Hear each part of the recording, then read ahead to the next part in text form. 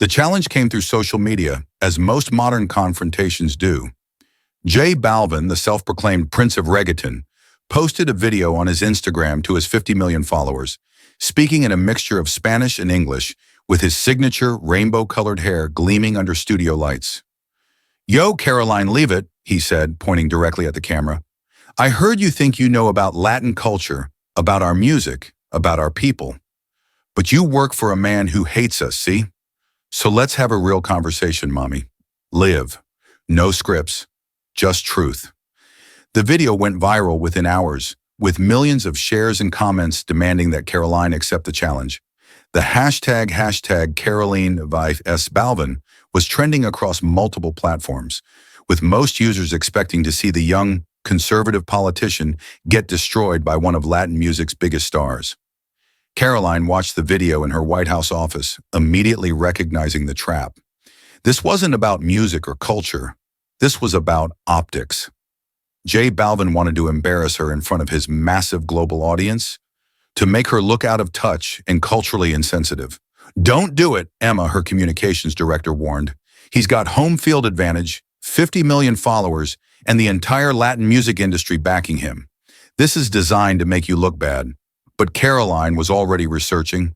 Something about J Balvin's recent business ventures had caught her attention months ago.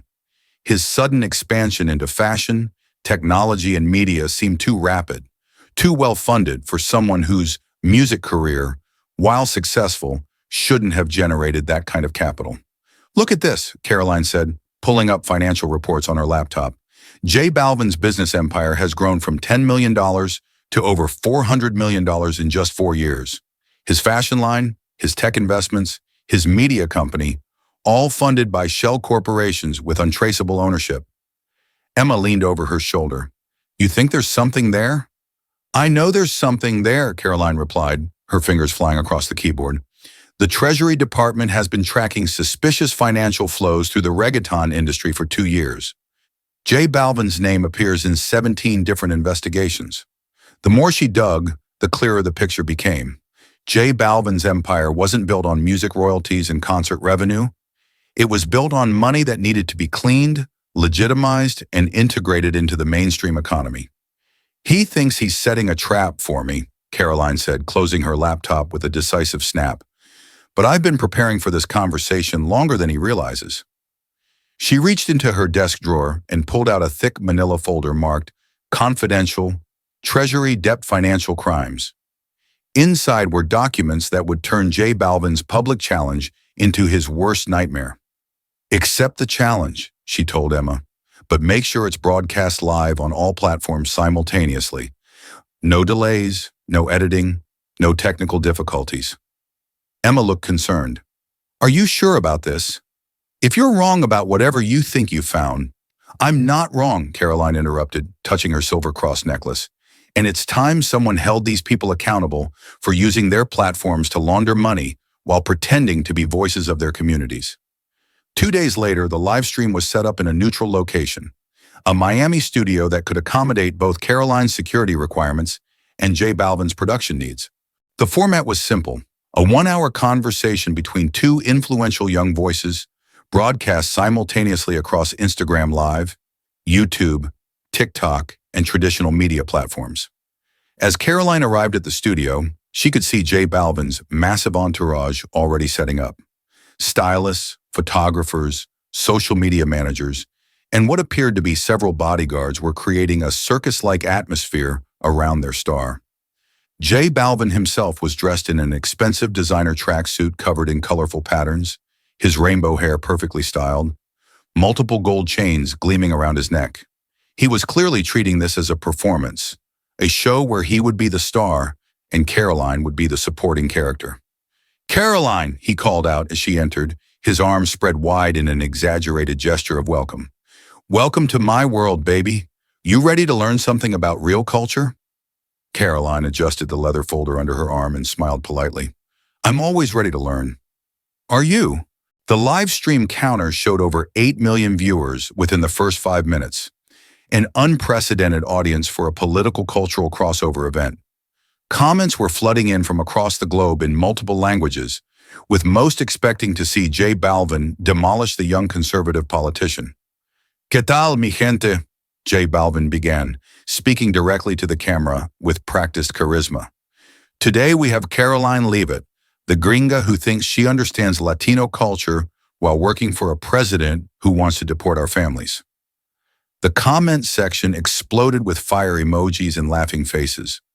This was exactly what his audience had come to see, their reggaeton king putting a conservative politician in her place. So, Karoline, J Balvin said, turning to her with a predatory smile, tell my people why they should trust someone who represents a government that treats us like criminals. It was a loaded question designed to make her look defensive from the start. I represent a government that believes in legal immigration and the rule of law, Karoline replied calmly. The same laws that protect the communities you claim to care about. J Balvin laughed dismissively, his gold chains catching the studio lights. Laws? Baby, you don't know nothing about our struggle. You've never lived in the barrio, never felt the fear of deportation, never had to choose between feeding your family and following your dreams. You're right, Karoline said, opening her folder slightly. I've never lived in the barrio. But I'm curious, when was the last time you did? Something in her tone made J Balvin's smile flicker. What's that supposed to mean? It means I'm wondering how someone who claims to represent the struggle has managed to accumulate a $400 million business empire in just 4 years, Karoline replied, her voice still pleasant, but with an edge that made the production crew lean in closer. The live stream comments began to shift. Viewers who had tuned in for entertainment were starting to sense something more serious was happening. My success comes from hard work and talent, J Balvin said, but his confidence was wavering. Something you wouldn't understand. Hard work and talent, Karoline repeated, pulling a document from her folder. Is that what you call the $75 million in funding your businesses received from Inversiones Caribe Holdings, a shell company registered in the Cayman Islands with no identifiable owners? The studio fell silent except for the hum of cameras. J Balvin's entourage, which had been casually chatting in the background, suddenly stopped talking and started paying attention. I don't know what you're talking about, J Balvin said, but his voice had lost its theatrical power. Really? Karoline asked, pulling out another document. Because according to these Treasury Department reports, Inversiones Caribe Holdings has been flagged for suspicious financial activity related to money laundering operations in Colombia and Mexico. The comment section was now in chaos. Viewers who had expected a cultural debate were witnessing what appeared to be a financial exposé. The viewer count was climbing rapidly as word spread across social media. You're making this up, J Balvin protested, but sweat was beginning to form on his forehead, despite the studio's air conditioning. Am I? Karoline asked. She stood up from her chair, still holding the documents. Because I also have records showing that your fashion line, Vibra's Clothing, has never actually manufactured any clothing. It's just a front company for moving money between accounts. J Balvin shot up from his chair, his rainbow hair catching the lights as he moved. This is crazy. You can't just come on my stream and make wild accusations. Your stream? Karoline asked with a slight smile. I thought this was supposed to be a conversation between equals. But you're right. Let me make this more equal. She pulled out a photograph that made J Balvin's face go completely white. This is you at a private party in Medellin 6 months ago, standing next to Carlos El Banquero Morales, the chief financial officer for the Norte del Valle cartel. The studio erupted in whispered panic as J Balvin's team realized they were witnessing their star's career implode in real time. His manager was frantically gesturing from behind the cameras, but J Balvin seemed paralyzed. The most interesting part, Karoline continued, isn't just that you know him. It's that, according to intercepted communications, you call him T.O., and he's been funding your entire business empire through a network of shell companies designed to launder drug money. The live stream viewer count had exploded to over 15 million people. This was no longer a cultural debate. It was a real-time criminal exposé broadcast to the world. But here's what really bothers me, Karoline said, her voice rising for the first time. You use your platform to influence millions of young Latinos. telling them to distrust law enforcement and embrace street culture, all while secretly working for the same criminals who are destroying their communities with drugs and violence. J Balvin was now visibly shaking, his carefully constructed persona completely shattered. "You don't understand the pressure, the threats." "The threats?" Karoline interrupted. "What about the threats to the families whose children are killed by the cartels you help fund? What about the threats to the honest Latino business owners who can't compete with your cartel-backed empire?" She looked directly into the camera, addressing the millions watching live. "This is what happens when you let criminals hide behind culture and music. They don't represent your community. They exploit it." What happened next would be replayed millions of times across social media, dissected by news analysts, and studied in communication classes for years to come. Karoline looked directly into the main camera, her silver cross necklace catching the studio lights, and delivered 60 seconds that would destroy one of the world's biggest music stars. "Jose Alvaro Osorio Balvin," she began, using J Balvin's real name. "You challenged me to a conversation about truth. So let's talk about truth." The timer on the live stream showed exactly 11:47 p.m. as she began what would become known as the 60-second takedown. Truth number 1, your Vibra's fashion line has generated $200 million in revenue, but has never produced a single piece of clothing. Every dollar came from cartel money laundering operations. J Balvin tried to interrupt, but Karoline's voice cut through his protests like a blade. Truth number 2, your Colory's tech investment fund doesn't invest in technology. It's a front for moving drug money between Colombia, Mexico, and the United States through cryptocurrency exchanges. She pulled out a bank statement and held it up to the camera. Truth number 3, this wire transfer shows $50 million moving from your personal account to Servicios Medellin, the same company used by the Norte del Valle cartel to pay for assassinations and territorial wars. The live stream comments were moving so fast they were unreadable. The viewer count had reached 20 million and climbing. Major news outlets were already cutting into their regular programming to cover what was happening. Truth number 4, your song Mi Gente wasn't just a hit, it was a recruitment tool. The music video was filmed in cartel-controlled territories, and the lyrics contained coded messages used to coordinate drug shipments. J Balvin's legs gave out. He collapsed back into his chair, his rainbow hair now disheveled, his gold chains seeming more like chains of bondage than symbols of success. Truth number 5, you've been under federal surveillance for 18 months. Every phone call, every meeting, every financial transaction has been monitored and recorded. Karoline's voice rose to its crescendo. And truth number 6, the FBI raids on your properties in Miami, Medellin, and Los Angeles began exactly 60 seconds ago. As if on cue, the sound of sirens could be heard in the distance, growing closer. J Balvin's entourage was now in full panic mode, some trying to delete files from their phones, others attempting to leave through emergency exits. "You wanted to embarrass me in front of your audience," Karoline said, her voice returning to its calm, measured tone. "But the only person who should be embarrassed is someone who sold out their own community for blood money." She gathered her documents and stood up. "Your music career is over. Your business empire is being seized as we speak, and your cartel friends are about to discover that their Prince of Reggaeton has been cooperating with federal investigators for the past 6 months." J Balvin's head snapped up, his eyes wide with terror. "What? Did you really think we would expose you like this without protection?" Karoline asked with a slight smile. "Every piece of evidence I just presented came from recordings you made yourself, wearing an FBI wire." The revelation hit like a nuclear bomb. The live stream exploded with shocked reactions as viewers realized they had just witnessed not just an expose, but the culmination of a federal sting operation broadcast live to the world. "The choice was simple," Karoline explained to the cameras.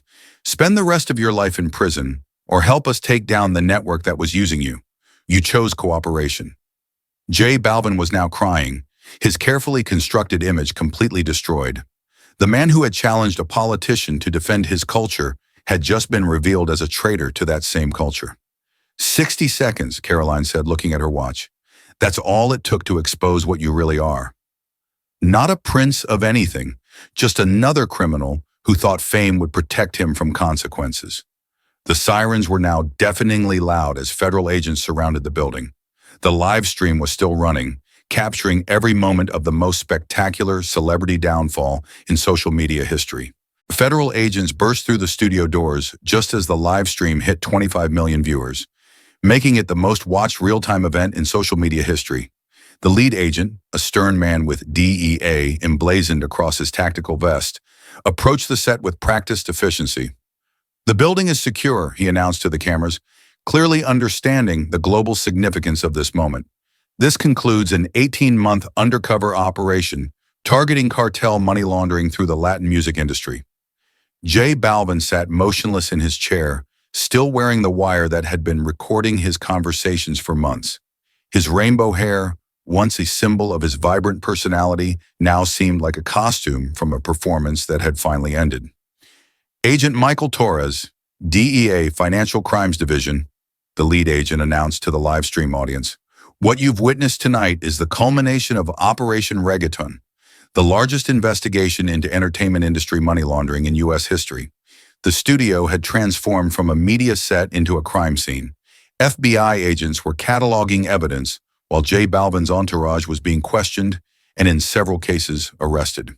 His manager, his accountant, and his business partners were all part of the network that had been systematically exposed. "Mr. Osorio Balvin has been cooperating with federal authorities since his arrest 6 months ago," Agent Torres continued. "His cooperation has led to the identification of over 200 individuals involved in cartel money laundering operations across the Americas." Karoline remained standing calmly in the center of the chaos, still holding her folder of documents. She had orchestrated this moment perfectly, using J Balvin's own arrogance and public challenge as the stage for his downfall. "The evidence presented tonight represents just a fraction of what we've uncovered," Agent Torres explained to the cameras. J Balvin's business empire was essentially a front for laundering approximately $800 million in drug money over the past 5 years. The live stream comments were in absolute chaos. Fans who had idolized J Balvin were watching their hero get exposed as not just a criminal, but a federal informant who had betrayed his own criminal associates. The betrayal was complete and devastating. "The most significant aspect of this operation," Agent Torres continued, "is how it demonstrates the cartel's systematic infiltration of popular culture. They weren't just using entertainers to launder money. They were using them to influence public opinion and normalize criminal behavior." As the reality of the situation sank in, J Balvin finally looked up at Karoline with a mixture of hatred and broken resignation. "You destroyed everything, my career, my reputation, my life." Karoline met his gaze without sympathy. "You destroyed your own life the moment you decided to take cartel money. I just made sure the world found out about it." "This is Agent Sarah Martinez from the FBI," another federal agent announced, approaching the cameras. "We want to assure the public that this investigation extends far beyond Mr. Osorio Balvin. We have identified at least 50 other entertainment figures who were part of this money laundering network." The revelation sent shockwaves through the live stream audience. Comments were flooding in from fans of other reggaeton and Latin pop stars, wondering if their favorite artists were also involved. The entire industry was now under suspicion. "The scope of this criminal network was unprecedented," Agent Martinez continued. "The cartels were essentially buying influence in the entertainment industry, using popular artists to promote their interests and undermine law enforcement efforts across multiple countries." J Balvin's phone, which had been seized as evidence, was already revealing the extent of his cooperation. Text messages, recorded phone calls, and financial records were painting a picture of someone who had been completely turned by federal investigators. "The irony," Karoline said, addressing the cameras one final time, "is that he challenged me to defend American values while secretly betraying the Latino community he claimed to represent." She opened her folder one last time, revealing documents that would extend the investigation far beyond J Balvin's personal network. "This operation has uncovered evidence of cartel infiltration in record labels, streaming platforms, concert venues, and even children's entertainment programs. The network we've exposed reaches into every corner of the Latin entertainment industry." The live stream was still running, now showing federal agents escorting various members of J Balvin's team away in handcuffs. The viewer count had stabilized at over 30 million people, making it the most watched live event in internet history. There's one more thing the public should know, Karoline said, her voice carrying across the chaos. This investigation was made possible by the courage of honest people within the Latino community who refused to let criminals hide behind their culture. She looked directly into the camera. Real cultural pride means protecting your community from those who would exploit it, not protecting criminals just because they share your heritage. 2 years later, Karoline stood at the podium in the United Nations General Assembly, addressing delegates from 193 countries about the global fight against transnational organized crime. The investigation that had started with J Balvin's public challenge had grown into the largest international law enforcement operation in modern history. Operation Reggaeton has resulted in 347 arrests across 23 countries, she announced to the assembled world leaders. We've recovered over $3.2 billion in laundered drug money and dismantled a network that was systematically corrupting the global entertainment industry. The list of arrested celebrities, producers, and industry executives read like a comprehensive directory of Latin entertainment. The investigation had revealed that cartel infiltration wasn't limited to reggaeton. It extended into pop music, television, film, and even children's programming across multiple continents. Most importantly, Karoline continued, we've demonstrated that criminal organizations cannot hide behind cultural identity or artistic expression to escape justice. A delegate from Colombia raised her hand. Ms. Levitt, some critics argue that this investigation unfairly targeted Latino artists and damaged cultural representation. How do you respond? Karoline's expression remained professional but firm. Justice has no nationality, no culture, and no genre of music. We followed the evidence wherever it led, and it led to criminals who were exploiting their own communities for profit. What she didn't mention publicly was the personal transformation the investigation had brought to her own life. The 60-second takedown of J Balvin had made her a global figure, but it had also made her a target. She now lived under permanent security protection, with multiple attempts on her life having been thwarted by federal agents. But the results spoke for themselves.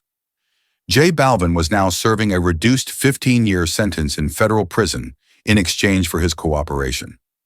His music had been removed from all major streaming platforms. His business empire had been completely dismantled, and his assets had been seized and redistributed to anti-drug programs across Latin America. There's something else I want to address, Karoline said, her voice taking on a more personal tone. That night, Jose Balvin challenged me to prove I understood Latino culture. What he didn't understand is that real cultural understanding means protecting communities from those who would exploit them. She paused, touching her silver cross necklace, a gesture that had become her trademark during high-stakes moments. The Latino community deserved better than what these criminals gave them, Karoline continued. They deserved artists who actually honored their heritage instead of selling it to drug dealers for money. A young delegate from Mexico stood up. Ms. Levitt, how has this investigation changed the relationship between law enforcement and the entertainment industry globally? Karoline's expression brightened slightly. It's created a new standard of accountability. Entertainment companies now understand that they cannot turn a blind eye to the source of their funding or the content of their messaging. She pulled out a letter written in Spanish by a young man from Medellin, whose music program had been funded with recovered cartel money. This letter is from Carlos, age 17, from Colombia, Karoline read, translating as she went. He writes, "Thank you for showing us that our heroes should inspire us to be better, not teach us to accept corruption. Because of your courage, I now have a chance to make music that actually helps my community." Karoline folded the letter carefully. That's why we do this work. Not for headlines or international recognition, but for Carlos and millions of young people like him who deserve role models with genuine integrity. As the assembly session ended, Karoline reflected on how much had changed since that confrontational night in Miami. J Balvin's challenge had been meant to embarrass her, but it had instead exposed a criminal network that spanned continents and corrupted an entire industry. The entertainment world had been forced to confront its role in money laundering and criminal influence. New international regulations require transparency in celebrity business ventures and content funding, and young people across the globe had learned that their cultural heroes should be judged by their character, not their fame or financial success. Most importantly, the investigation had sent a clear message to criminal organizations worldwide. Using popular culture and ethnic identity to launder money and influence politics would no longer be tolerated, regardless of how beloved or culturally significant the perpetrators might be. Karoline walked back toward her security detail, her silver cross catching the afternoon sunlight streaming through the UN building's windows. She had been challenged by one of the world's biggest music stars, threatened by international criminal organizations, and criticized by cultural commentators who accused her of overreach. But she had also helped recover over $3 billion, broken a criminal network that was corrupting multiple industries, and proven that sometimes the most effective weapon against organized crime isn't military force or diplomatic pressure. It's the courage to speak truth to power in real time, on live television, in front of the entire world. As she often told young people who asked for advice, don't let anyone convince you that having principles makes you culturally insensitive. Sometimes the most respectful thing you can do for a community is refuse to let criminals hide behind their identity. The man who had once called himself the Prince of Reggaeton was now learning that crowns built on blood money eventually fall. And the young woman who had accepted his challenge with nothing but documents and determination had proven that in the age of social media, 60 seconds of truth can destroy decades of lies. The investigation continued, with new arrests being made regularly as authorities followed the money trail deeper into the global criminal network. But the message was clear.